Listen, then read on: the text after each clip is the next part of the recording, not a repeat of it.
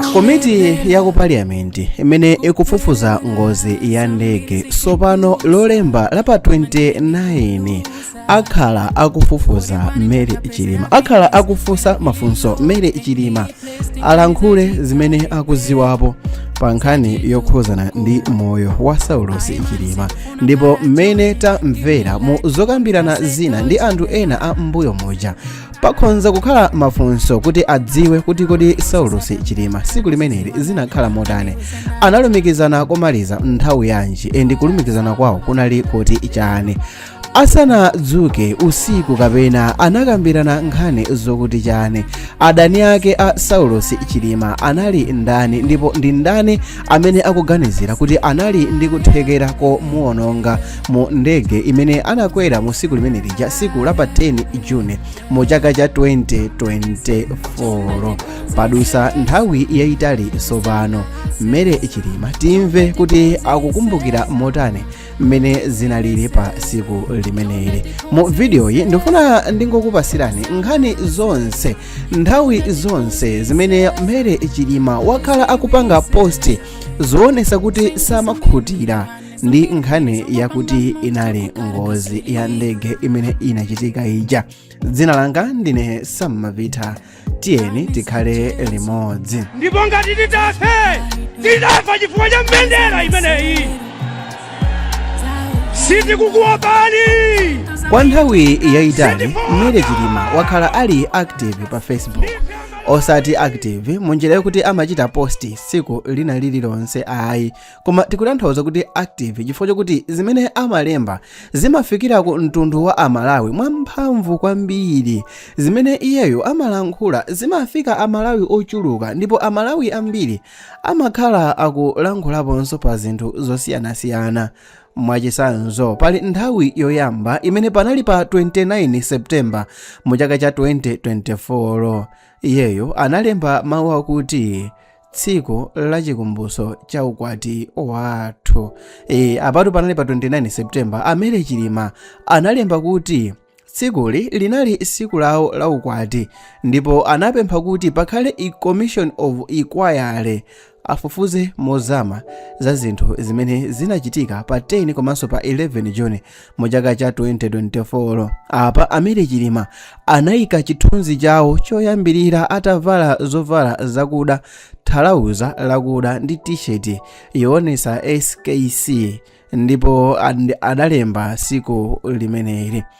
Cholinga cha posti iyi chinali chongofuna mayankho ndi chilungamo, osati kungokumbukira mwamuna wake kokha.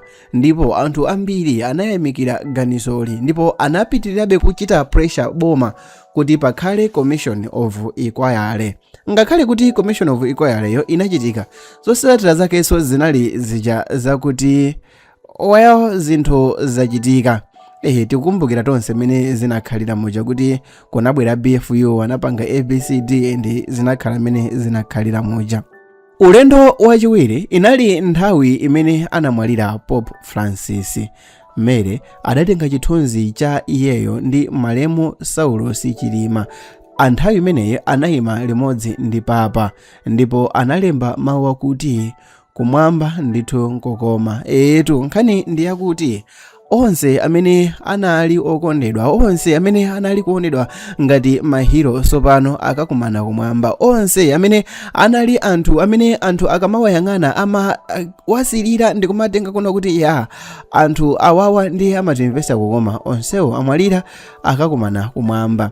Cholinga chinali kungolemekeza Papa komanso kukumbukira mwamuna wake amene anamwalira pa ngozi ya ndege limodzi ndi anthu ena okwana 80. Ndipo zinthu zina zimene zinaoneka pa posti imeneyi ndizokuti anthu ambiri analemba mauthenga achitonthozo komanso mapemphero. Nthawi ina yachitatu panali pa 29 Juni mu chaka cha 2025 Mary analemba uthenga wachikondi okumbukira mwamuna wake. Anangolemba mawu kuti I miss you constantly, my forever love. Ndipo cholinga cha posti imeneyi ankangofuna kusonyeza kuti chisoni chake chidakali chachikulu kwambiri, ndipo maganizo ake still more amakhalabe pa Saulus Klaus Chilima. Mazana anthu analemba mawu omutonthoza, ndipo ena ananena kuti nawonso amamukumbukirabe Chilima, ngakhale kuti sanali wachibale awo, sanali munthu amene mwina Chilima amawadziwa, koma still more amamukumbukirabe Mere Chilima. Kodi nkhani ndiyakuti ndi chifukwa chiyani anthu ena amafunsa kuti Mere Chilima afunsidwenso pa kafukufuku wa ngozi ya ndege, ngakhale kuti anthu ena oduka mitu amayamba kulankhulano kuti no, Mere Chilimanso naiso akukhuzidwa kuyeneka kuno kuti afufuzidwe. Komano zindikirani kuti ndikofunikira kusiyanisa zinthu ziwiri izi. Kufunsidwa ngati mboni kapena kuti witness ndi njira yachibadwa pa kafukufuku wina aliyense amene amakhalapo, ndiponso pali kufunsidwa ngati wokayikiridwa kapena kuti suspect. Ndi nkhani ina imene zimafunikira umboni kuti munthu timupeze ngati suspect. Ngati kafukufuku akufunsa mkazi wamasiye kapena achibale a omwalira, nthawi zambiri zimakhala chifukwa chokuti akufuna kuziwa chimene munthu omwalirayo ankachita kapena kukambirana nthawi imeneyi asanakwere ndegeyi. Akufuna kuziwa ngati analankhula za ulendowo kapena nkhawa ina iliyonse imene inalipo. Akufuna kusimikizira kuti nthawi ndi zonse zochitika zimene zinachitika pa siku limenelo zonse zinali zoziwidwa bwino. Akufuna kumvesesa ngati panali mwina zikalata, mauthenga kapena zinthu zina zimene zingathandize pa kafukufukuyo. Izi sizikutanthauza kuti Mere Chilima akapita uko ndiye kuti azikaimbidwa mafunso kapena mwina mwake kuthambisidwa mafunso ayi, komano ikwayale imeneyi ikungofuna ndithu kuti Mere Chilima Mere Chilima alankhuleponso nawo, afotokozepo zimene akudziwa, alankhulepo ngati kuti kapena amakayikiranso wina wake kuti anachitapo china chake. Taonapo anthu m'mbuyomo amene anayitanidwapo pa malo amenewa, amene anapanga zinthu zosiyanasiyana, ena kumafunsanso mafunso, ena nkumapereka maumboni pa zinthu zimene anthu anali nawo chikayikiro. Koma koposaposa taonaponso anthu atapita kukaperekera umboni, mama wake ndikutulusidwa yokuti wina aliyense onama polisi izigwira nawo ntchito. That means kuti ngakhale kuti anthu akuperekera maumboni, koma alipo ndithu anthu ena amene akukhulupirira kuti maumboni amene akupereka si onse. Nde bwanji mulole kuti tikakumane kumeneko, chifukwa chakuti ndikakhalanso ndikukupasirani satane wa zokambirana zonse zimene zikakhaleko mawa. Dzina langa ndine Sam Mavita. Tionane mu video yotsatirayo. Bye. Ngakhale mdima ungakule chotani kucha ndithu, ngakhale tingaone zowawa zotani ulemerero ukubwera.